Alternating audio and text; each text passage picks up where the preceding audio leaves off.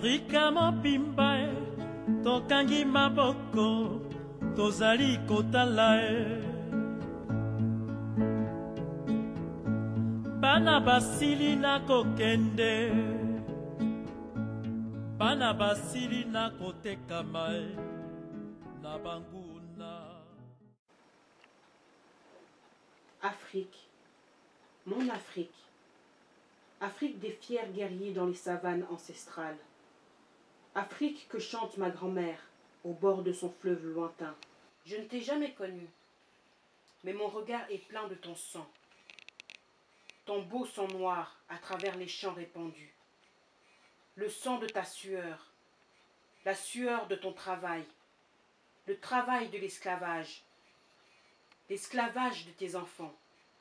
Afrique, dis-moi Afrique, est-ce donc toi ce dos qui se courbe et se couche sous le poids de l'humilité?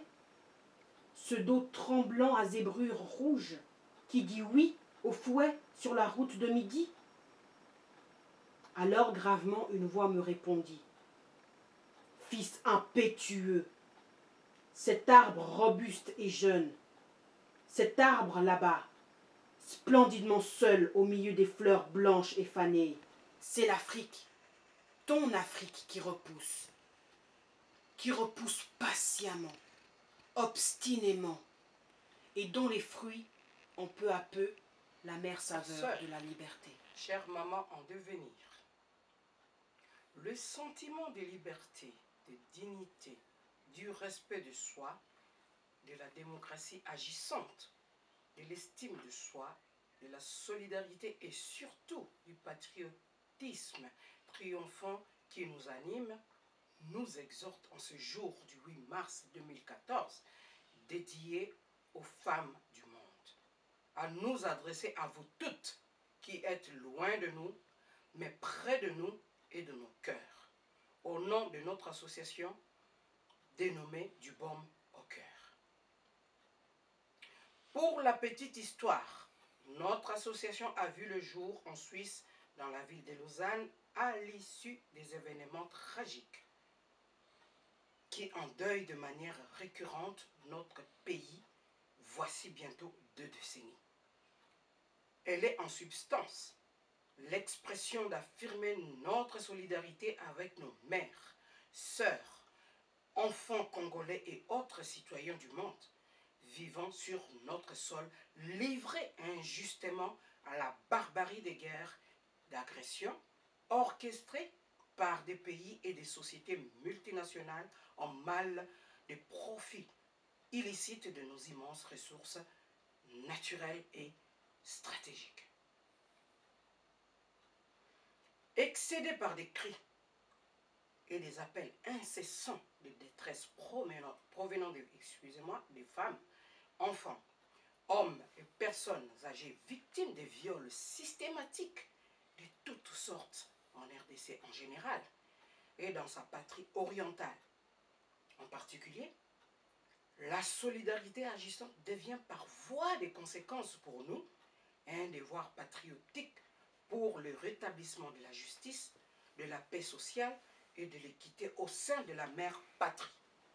Chère maman, chère sœur, chère maman en devenir, l'Organisation des Nations Unies, depuis sa création après la Seconde Guerre mondiale et jusqu'à ce jour, a décrété la célébration au bénéfice de la mémoire collective des nations, plus de 87 journées internationales. Parmi cette kyrielle des manifestations mémorables, celle dédiée aux femmes le 8 mars 1977, invitant tous les pays de la planète à célébrer tous les ans les droits de la femme, doit être célébrée différemment au vu de la crise enchevêtrée et multiforme sévère qui traverse la RDC. Le moment est pour ainsi dire à la méditation. Méditer sur notre condition de vie qui implique ipso facto le panier de la ménagère, la santé et l'éducation de nos enfants, notre revenu salarial, la paix sociale et la paix tout court, qui font cruellement défaut dans notre pays à cause d'un pouvoir politique et criminel sans foi ni loi, qui a pris en otage le peuple tout entier et les institutions de la République. Les guerres d'agression infligées au Congo à notre cœur défendant et qui ont décimé plus de 8 millions de nos concitoyens, autant que des millions de nos mamans, nos sœurs et mamans en devenir, violées systématiquement et privées délibérément de la justice juste, devront faire l'objet d'une réparation au nom de la dignité humaine. Devant ces tristes tableaux, s'autoriser à fêter ou célébrer cette journée avec allégresse dans un Congo sinistré, c'est faire preuve non seulement d'amnésie, mais surtout de l'inconscience avérée pour s'accommoder à l'état servile, à l'esclavage des temps modernes et à la résignation devant la vassalité. Il est de coutume dans la cosmogonie bantoue de s'opposer par la solidarité à toute forme de manifestation de jouissance lorsque le village est frappé par un malheur humain ou par une calamité naturelle.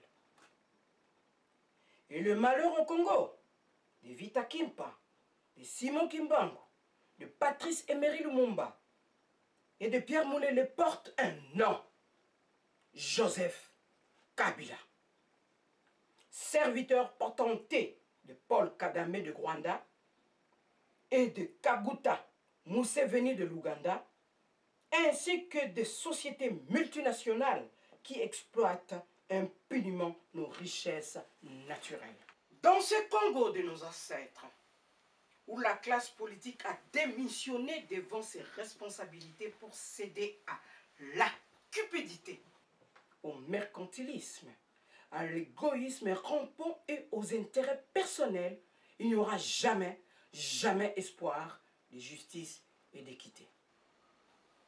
Le moment est donc venu, chère maman, chère sœur, chère maman en devenir, d'entrer en résistance comme les femmes suffragistes du début du XXe siècle en Angleterre pour arracher nos droits les plus inaliénables confisqués par ceux-là même qui dirigent par défi nos institutions de la République.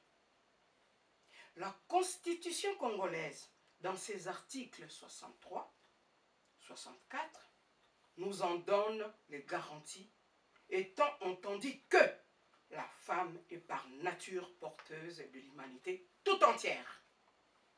Que Dieu bénisse la RDC. Ingeta, Ingeta, Ingeta.